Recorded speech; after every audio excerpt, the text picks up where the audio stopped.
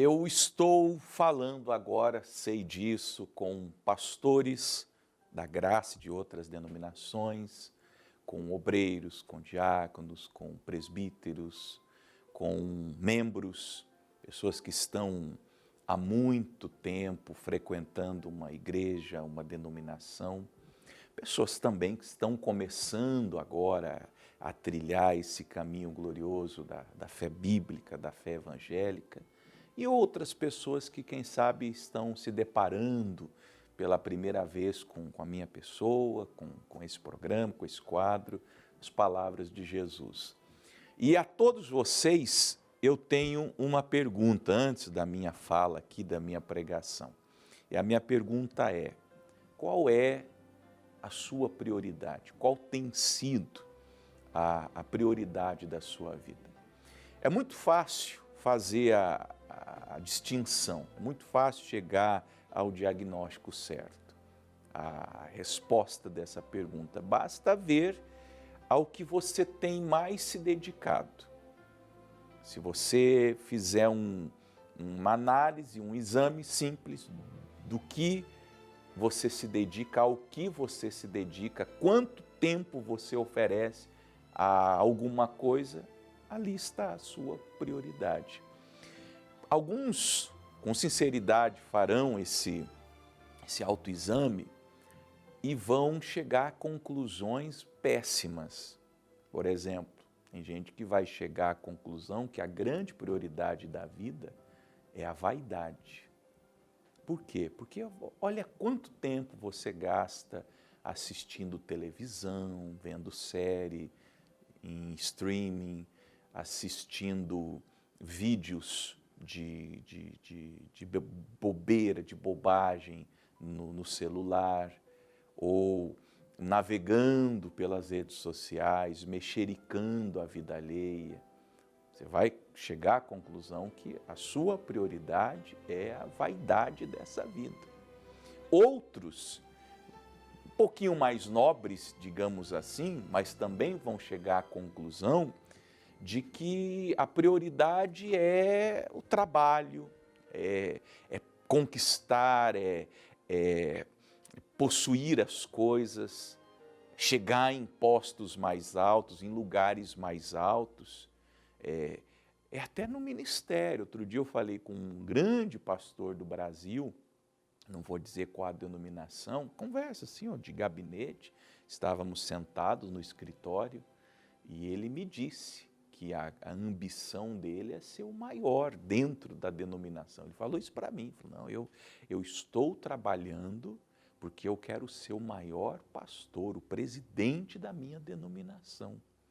E eu fiquei olhando para ele assim, sabe, tentando não parecer uma pessoa indiscreta, mas com tanta pena que essa seja a ambição daquele pastor. Ele não falou em ganhar almas para Jesus ou em servir a Deus, não. A ambição dele, não sei por qual motivo, e sempre que se tem uma ambição, se tem um motivo por detrás, era ser o presidente. Eu acho que ele vai conseguir, porque geralmente Deus dá aos homens aquilo que os homens querem, até o inferno.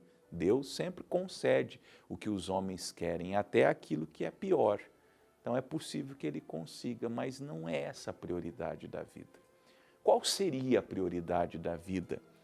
À luz dos evangelhos, à luz das palavras de Jesus. Nós vamos ler o evangelho de São Mateus, no capítulo 6, do verso 25 ao 34, e esse é um daqueles textos mais lidos do Novo Testamento, uma palavra que possivelmente você já me ouviu falando aqui no Paraná na Graça, mas essa é uma daquelas palavras que sempre devem vir aos nossos corações, temos que sempre lembrar delas. Mateus 6, do 25 até ao verso 34. Lá no Sermão da Montanha, Jesus fala de vários temas até que ele entra nessa temática. Por isso vos digo, 2 pontos, não andeis cuidadosos quanto à vossa vida.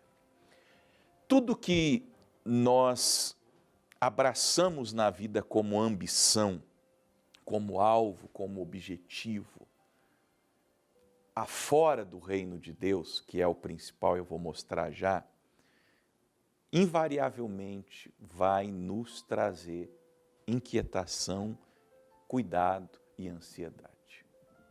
Não tem como. Tudo que você se aplica a buscar, a fazer, eu preciso. Você põe aquilo como uma meta, como um alvo, como um propósito, você vai ficar cuidadoso. Cuidadoso é que é preocupado, é ansioso, é inquieto. Por quê? Porque já existe uma predisposição para um medo, por exemplo, de não conseguir. A pessoa ela já vive temerosa com aquele pensamento. E se eu não conseguir? Vamos dizer que você proponha no teu coração. Vou dar um exemplo, porque Jesus vai falar um pouquinho direcionado à finança. Você diz assim, eu quero ficar rico, eu quero prosperar, eu quero ter uma casa própria, eu quero ter uma casa no campo, eu quero ter uma casa na praia, eu quero ter um carro com essas qualidades, eu quero uma viagem anual, você vai ter que ganhar dinheiro para isso, para ter esse padrão de vida. Você vai começar a ficar ansioso. Você vai ficar preocupado, você vai se dedicar muito nisso. E eu não estou dizendo que o trabalho não é importante, o trabalho é sagrado e é importante. E nós temos que trabalhar, a Bíblia mesmo assevera que quem não trabalha não deve comer. Se você é uma pessoa, me perdoe a expressão vadia, você não merece comer. Tem que trabalhar. Quem não trabalha não come, é o que está escrito. Agora, se você está trabalhando para ter, para possuir coisas que Deus nem quer que você tenha, você já sabe disso pela inquietação. E Jesus disse, olha minha gente, não fiquem cuidadosos quanto à vossa vida. Aí ele enumera comida, pelo que é a vez de comer, ele fala da bebida, pelo que é a vez de beber, nem quanto ao vosso corpo, pelo que é a vez de vestir. E olha que interessante, qual é a justificativa de Jesus? Não é a vida mais do que o mantimento? O que é mais importante? É a vida ou a comida? Põe assim, imagina, você de um lado, o prato de arroz e feijão do outro. O que é mais importante? É mais importante a vida. Não é a vida mais importante que o mantimento? E o corpo não é mais importante que a vestimenta? Faz esse exercício, não literalmente, mas na mente. Põe você de um lado, nu, e põe a roupa do outro que você vai vestir. Quem vale mais? Vale o seu corpo ou aquela vestimenta? É óbvio que é você. É óbvio que a vida e que o corpo são mais do que o mantimento e a comida. Jesus está colocando o mantimento e a vestimenta num degrau muito abaixo da vida e do corpo. Então, a gente precisa avaliar quais são as nossas prioridades. E como que eu faço isso? Olhai para as aves do céu, disse Jesus. Não semeiam, não cegam, não ajuntam em celeiros, e vosso Pai Celestial as alimenta. Não tendes vós muito mais valor do que elas? É uma pregação, olhar para as aves, olhar para a natureza, olhar para os animais que vivem à disposição de Deus, crendo em Deus, é uma pregação para mim e para você. Eles não têm preocupação. No interior deles, eles não são seres dotados como nós, de raciocínio, de pensamento, mas eles têm no coração uma certeza que o Pai, que o Criador deles, os alimentará. E você? Ele não alimentará? Você não tem mais valor do que um passarinho? Você não crê? Você não consegue crer ainda? Por isso que eu falei mais cedo, pastores, membros, diáconos, presbíteros, pessoas da fé, pessoas que estão começando na fé. E você que vai dar os primeiros passos, já entra certo. Deus cuida da gente. Deus sempre me dará o que eu preciso, sempre. Ele vai me dar o trabalho, vai me mostrar o caminho. Se Ele quiser que eu seja muito próspero, eu serei muito próspero. Lembrando que prosperidade, que ser rico, é um ministério, é uma dádiva de Deus. Nunca se esqueça que a quem muito é dado, muito será cobrado. Em todas as esferas, ministerialmente falando é assim, na vida financeira é assim. Quanto mais você tem, mais Deus exigirá de você. Pense bem se você quer crescer na vida mesmo, porque quanto mais você tiver, mais Deus vai cobrar de você. Seja como for, quem se encarregará de tudo é Ele. Você não precisa fazer cambalacho, você não precisa mentir, você não precisa roubar, você não precisa subtrair, você não precisa pegar o que é de outrem. Tudo que é de Deus, tudo que vem de Deus, vem com paz de alma, vem com tranquilidade. Pastor, eu não sou assim. Pois é, já vai entender por que você não é assim. Uma pessoa serena, calma, tranquila, que dá um passo de cada vez, que não fica olhando a vida dos outros, se comparando. Eu tenho um irmão rico, eu tenho uma irmã rica, eu tenho um amigo que começou junto comigo na empresa e se destacou mais do que eu. Mas quem te deu a ideia de que a comparação é um parâmetro de Deus para a sua vida? Você tem que olhar só para si e para Deus. Aí o Senhor ainda indaga, qual de vós, quem de vocês poderá, com todos os cuidados, com as preocupações, com as inquietações, acrescentar um côvado da sua estatura? Qual o benefício de você ser uma pessoa preocupada? Qual o benefício de você ser uma pessoa inquieta, roendo as unhas? Qual o benefício? Não há nenhum benefício nisso. Aliás, você só está sofrendo.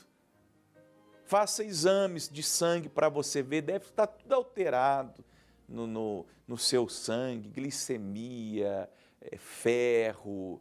Você é uma pessoa preocupada, você deve ter problema estomacal e olha, isso aí vai virar um câncer. Esses problemas estomacais constantes que você tem por conta da sua preocupação, esse ácido aí no seu estômago vai virar uma cirrose, vai virar uma úlcera, amanhã vira um tumor cancerígeno. Culpa sua. Você não dorme de noite. Olha como a falta de sono está prejudicando você, porque você não consegue, você deita na cama, tua cabeça pensa, gira, e você vive num mundo de desilusão, de decepção, de por que a minha vida é desse jeito, por que eu não consegui, por que o outro, e a inveja vai tomando conta de si, você está aí cada dia mais invejoso, cada dia mais amargurado, cada dia mais cobiçando a vida alheia, cada dia mais achando que Deus é injusto, porque a vida que aquela pessoa tem é a vida que você deveria que ter, a casa que ela tem é a casa que você deveria de ter, o carro que ela tem. Olha como você está se tornando um ser humano feio, feio, ainda dizendo que é evangélico, que é crente, que é cristão. Não tem benefício nisso. E quanto ao vestuário? Talvez Jesus estivesse pensando nas mulheres nessa hora, porque, tem homem vaidoso também, mas as mulheres me perdoem, nessa questão a mulher é muito mais vaidosa. A mulher tem lá um guarda-roupa cheio e vai sair para algum lugar com o marido, se demora e ainda fica lá chorando, dizendo que está sem roupa. Quanto ao vestuário, por que andais solícitos ou solícitas? Por que a senhora precisa de um sapato mais? Solicitude é desejo de ter mais. Por que um sapato mais? Por que um casaco mais? Por que uma camisetinha mais? Por que um pingente mais? Por que um brinco mais? Por que você não consegue ser feliz com o que você já tem? Você sempre tem que ter mais uma bolsa, sempre tem que ter mais um par de sapato, sempre tem que ter mais uma bota. E aí você não pode, porque a sua vida financeira não tem lhe permitido, mas você tem que comprar, e aí vai o cartão de crédito, e aí as contas vêm, e aí o que é prioridade você não cuida. Olhai para os lírios do campo. Sai um dia, vai num lugar bonito onde tenha flores. Eles crescem, não trabalham, não fiam. Eu vos digo que nem Salomão em toda a sua glória se vestiu como qualquer deles, pois se Deus assim veste a erva do campo, Deus veste a erva do campo, que hoje existe e amanhã é lançada no forno, não vos vestirá muito mais a vós, homens e mulheres de pequena fé. Você não consegue crer que Deus, não as suas marmeladas, não a sua compulsão pelas coisas, não esse cartão de crédito estourado, porque você já está estourado no limite, no cheque, no cartão, e vai fazer mais uma conta ainda. Deus. Não andeis, pois, inquietos, dizendo que comeremos, ou que beberemos, ou que nos vestiremos, porque todas essas coisas os gentios procuram. De certo, o vosso Pai Celestial bem sabe que necessitais de todas as coisas. Aí Jesus chega no âmago do que é a solução para não inquietação, para não preocupação, para não ansiedade. É você que crê, olhar para o céu e saber, Deus sabe de tudo que eu preciso. Ele sabe que eu preciso comer, Ele sabe que eu preciso beber, Ele sabe que eu preciso vestir, Ele sabe que eu preciso morar, Ele sabe que eu tenho filhos em crescimento, que precisam de roupa, de um calçado que eu compro hoje, 2 números a mais, daqui 6 meses já não serve mais. Deus sabe que eu tenho que pagar a escola, Deus sabe que eu tenho que pagar o aluguel da minha casa, Deus sabe de todas as coisas. Tudo que diz respeito a nós, Deus sabe. Deus sabe que eu preciso. Tudo, absolutamente tudo. Como que eu resolvo isso então? 33, mas buscai primeiro o reino de Deus e a sua justiça. E todas essas coisas, e o que você precisa fazer para consegui-las, vos serão acrescentadas. Às vezes eu penso, como essa madrugada eu orava sobre essa palavra e sabia que eu vinha aqui falar com você sobre ela, fico pensando, eu acho que eu vou jogar palavras fora. Eu falo assim com o Senhor, será que eu vou tocar algum coração com palavras como essa? Porque as pessoas não querem isso. E veja, eu não estou, e não são palavras de Jesus com a intenção de que você não trabalhe, que você não pense porque o trabalho é importante. Mas antes de trabalho, de estudo, de faculdade, de comprar, de vender, de negociar, a gente deve buscar o reino de Deus. Antes de tudo. Eu faço essa pergunta, já caminhando para o final do que eu pretendo com você aqui hoje. Quantos de vocês fazem isso? Buscam antes o reino de Deus? Um pastor, por exemplo, antes de fazer um culto, ele fica pelo menos 1 hora com Deus, para saber o que Deus quer daquele culto, daquela reunião. Quantos empresários, antes de irem para suas empresas, ou na empresa, antes de abrirem, buscam a Deus em primeiro lugar, fazem uma oração pela justiça de Deus ali naquele lugar. Primeiro porque Deus não trabalha onde não há justiça. Deus não usa meios escusos. Deus é justo, Deus é santo, Deus é bom, Deus é honesto.